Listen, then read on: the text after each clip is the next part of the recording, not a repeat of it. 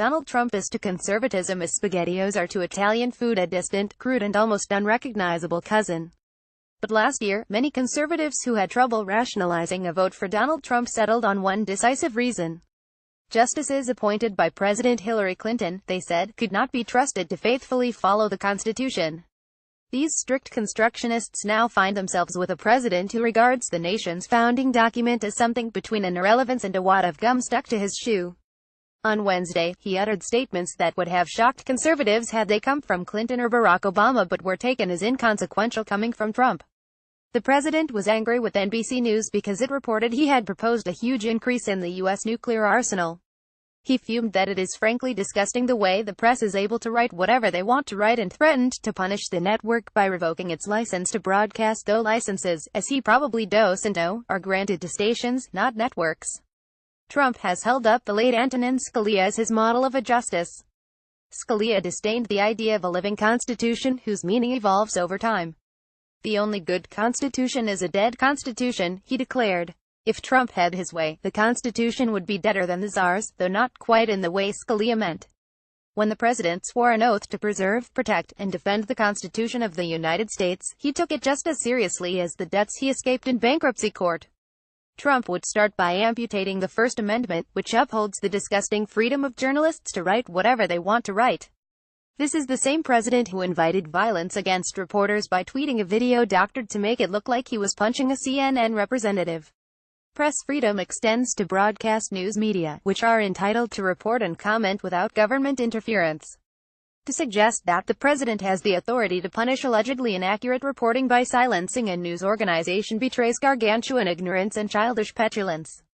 But Trump's empty threat flowed naturally from his past pronouncements on such matters. During the campaign, he vowed to change libel laws to make it easier for the likes of him loud-mouthed, grossly dishonest public figures to win libel suits. His position is at war with one of the Supreme Court's most important and unassailable decisions, reached in 1964. It said the First Amendment requires that citizens be able to express their views without fear of being punished for inadvertent misstatements. If Trump were thinking clearly, he would realize that existing libel law is his friend, because it immunizes him for his fraudulent claims about critics. His 3 orders on foreigners traveling to the United States so obviously stemmed from his campaign vow to ban all Muslims that administration lawyers implored judges to forget everything he had previously said. The judges didn't. The first 2 travel orders were ruled unconstitutional, and the latest is being challenged. He and Attorney General Jeff Sessions have spurned the January Justice Department report that found Chicago police guilty of pattern or practice of unconstitutional use of force, including killing people without a good reason. Barack Obama's Justice Department wanted to prevent these abuses through a consent decree.